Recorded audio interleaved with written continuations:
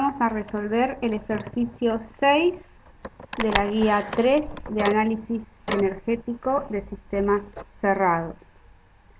El problema consiste en una masa de un gas que está contenida dentro de un dispositivo cilindro-pistón vertical y está unida a un muelle conformado por un material elástico.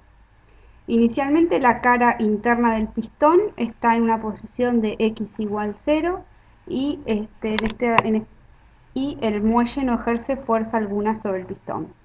Como resultado de la transferencia de calor, el gas se expande elevando al pistón hasta que tropieza con los topes, y en ese momento la cara interna del pistón se encuentra en una posición de 0,06 metros y cesa el flujo de calor. La fuerza ejercida por el muelle sobre el pistón cuando el gas se expande varía linealmente con X según F igual a K por X, donde K es la constante de Hooke de 9000 Newton por metro. El roce entre el pistón y la pared del cilindro es despreciable y se pide determinar la presión inicial del gas, el trabajo hecho por el gas sobre el pistón y la transferencia de calor, teniendo en cuenta que la energía interna específica en el estado inicial y final es de 210 y 335 kJ por kilogramo respectivamente. Bueno, como en cualquier análisis termodinámico, se comienza por la elección del sistema.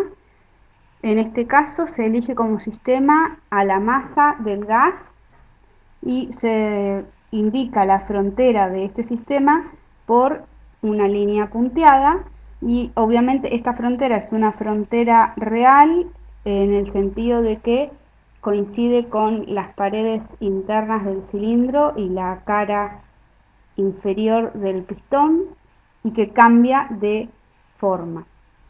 El entorno inmediato es la región específica localizada que interacciona de alguna manera con dicho sistema. En este problema hay una ausencia de fricción entre las superficies de los sólidos, tal como lo dice el enunciado, y el muelle está hecho de un material elástico ideal de manera de cumplir con la ley de Hooke. De estas dos consideraciones se puede decir que en este problema no existen efectos disipativos, es decir, que la energía del sistema no se convierte o disipa en una forma menos útil. Comenzamos la resolución por el ítem 1, donde nos piden determinar la presión inicial del gas. Para ello, realizamos un balance de fuerzas sobre el émbolo en la posición inicial. En esa posición, el muelle no ejerce fuerza alguna, por lo tanto, realizando un diagrama de cuerpo aislado del émbolo, vemos que la fuerza que realiza el gas sobre la cara inferior del pistón o émbolo iguala a la fuerza peso del pistón más la fuerza que ejerce la atmósfera sobre la cara superior del pistón. Teniendo en cuenta que el estado inicial es un estado de equilibrio termodinámico, paréntesis, en esta materia todos los estados que vamos a estudiar van a ser estados de equilibrio termodinámico, no evaluamos la termodinámica de no equilibrio. Entonces, considerando que estamos en un estado de equilibrio, la sumatoria de fuerzas es nula, esto aplicado en el eje X. Entonces, la presión del gas se obtiene del balance de fuerzas que actúan sobre el émbolo en sentido vertical. Así, para una sección recta de área A de pistón, se tiene que la presión del gas es la presión atmosférica más el peso del pistón dividido el área. Y obtenemos un valor de presión de 112,6 kilopascales. Pasamos entonces al ítem 2, donde nos piden determinar el trabajo hecho por el gas sobre el pistón. Nuevamente realizamos un diagrama de cuerpo aislado del pistón, pero ahora considerando la fuerza que está ejerciendo el muelle. considerando que la sumatoria de fuerzas es igual a 0, podemos despejar cuál es la fuerza que está ejerciendo el gas, y comparando con el ítem anterior, la diferencia es que ahora aparece la fuerza del muelle. Considerando que el proceso de expansión es un proceso cuasi estático o de cuasi equilibrio, el trabajo se puede calcular como la integral P diferencial B entre un volumen 1 y un volumen 2, inicial y final respectivamente. Como nosotros tenemos la fuerza del muelle en función de la posición X, lo que hacemos es reemplazar diferencial de volumen por área diferencial de posición. Y el área, que es el área del pistón, es constante. Por lo tanto, puede expresarse que el trabajo es la integral entre la posición inicial y la posición final, que tenemos ambos valores de dato, presión del gas por el área del pistón diferencial X.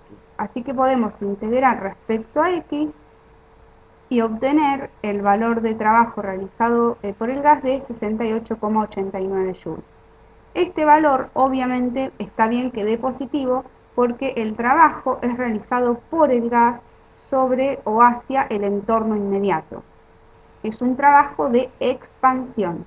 Hay un aumento en el volumen, hay un delta de volumen positivo, por lo tanto el trabajo es un trabajo positivo, según la convención de signos adoptada en la cátedra. Pasando al último ítem, nos piden determinar cuál es la transferencia de calor involucrada en este proceso. Para eso, obviamente, aplicamos la primera ley de la termodinámica para un sistema cerrado o masa de control, donde despreciamos variaciones de energía cinética y potencial. La única incógnita que tenemos en esta expresión es el valor de transferencia de calor, porque la variación de energía interna es igual a la masa por la variación de energía interna específica. Todos estos términos que aparecen en el lado derecho de la igualdad son conocidos, son datos. Así que resolviendo para Q, la transferencia de calor da un valor de 131,39 joules. Nuevamente el signo obtenido es correcto porque la transferencia de calor tiene que ser positiva, ya que es una transferencia que ocurre desde el entorno inmediato hacia el sistema. Por lo tanto, según la convención de signos adoptada en la cátedra, la transferencia de calor que entra al sistema tiene que ser positiva. Y de esta manera concluimos con la resolución del ejercicio. Muchas gracias por su atención.